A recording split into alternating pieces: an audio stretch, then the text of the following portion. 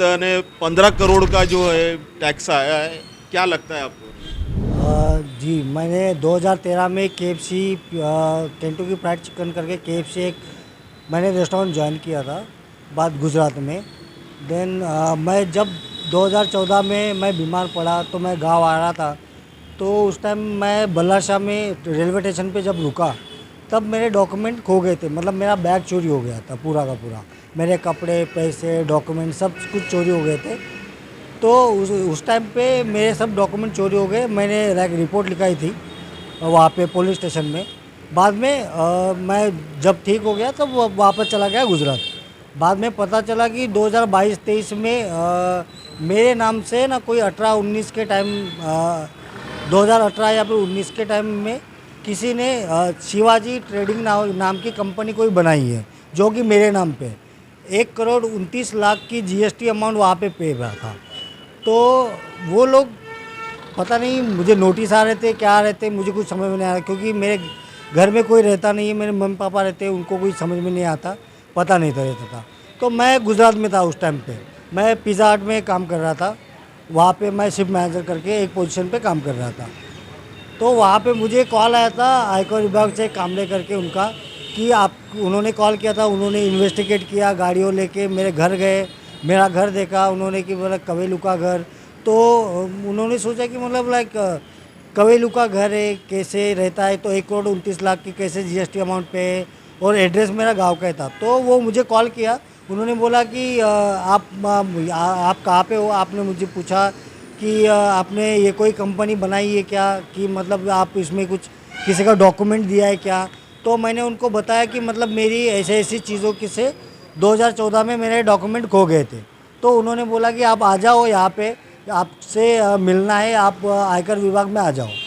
तो उन्होंने मुझे बुलाया। उन्होंने बोला कि आप रिपोर्ट लिखवाओ कि कोई भी चीज़ की मैंने शिवाजी ट्रेडिंग कंपनी कोई भी बनाई नहीं है, या फिर कुछ भी मैंने किया नहीं है, इसमें मेरा कोई इन्वॉल्वेशन नहीं है।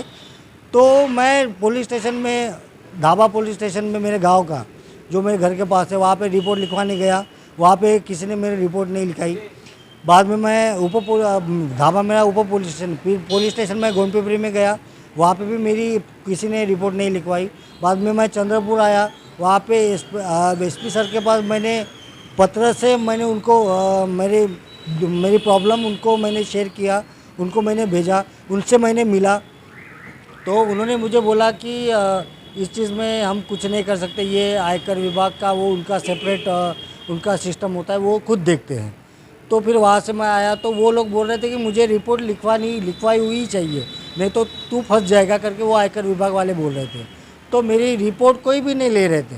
तो फिर उन्होंने बोला कि मुझे राइटिंग में लिख के दो कि मतलब मैं इसमें कोई किसी भी तरह का मेरा इन्वॉल्वेशन नहीं है, कि मैंने कोई भी कंपनी बनाई नहीं है, ऐसा करके।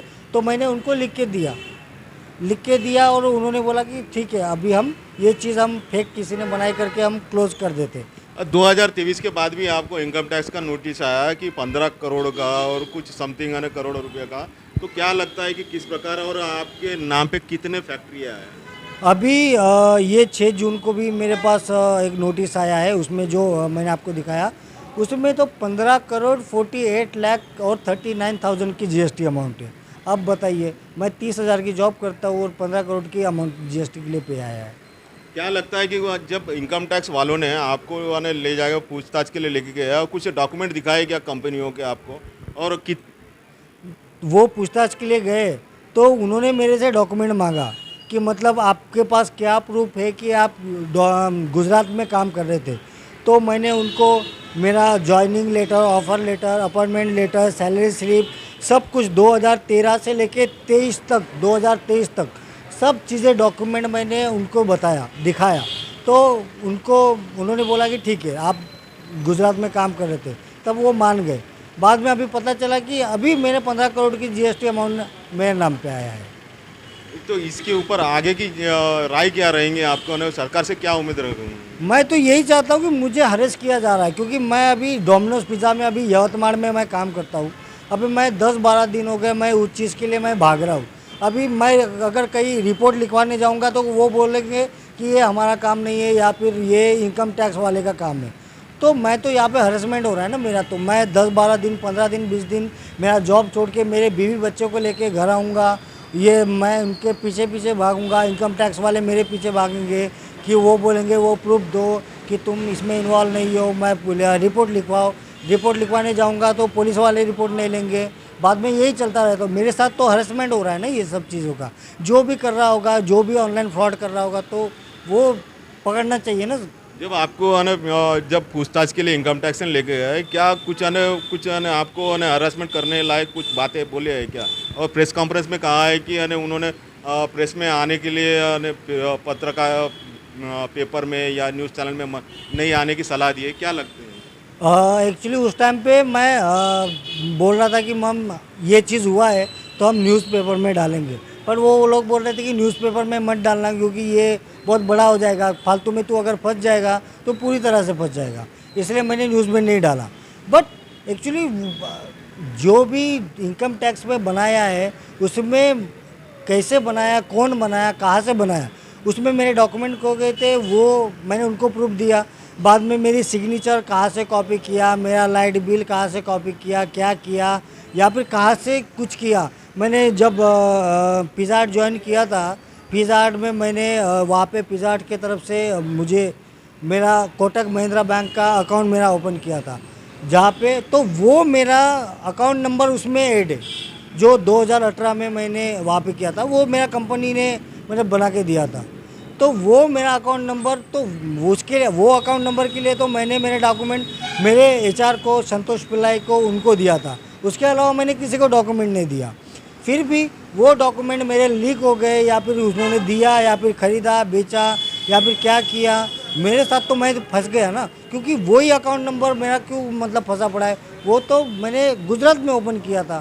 जब मुझे आयकर विभाग से वो लेटर आता है तब मुझे पता चलता है कि मेरे नाम पे अमाउंट आया है, क्योंकि 22-23 में जब लास्ट टाइम आया था, मैंने जो 10-12 दिन जाके वो सब चीज़ें किया, क्लोज़ किया, तो मुझे लगा कि अभी ये मैटर क्लोज हो गया।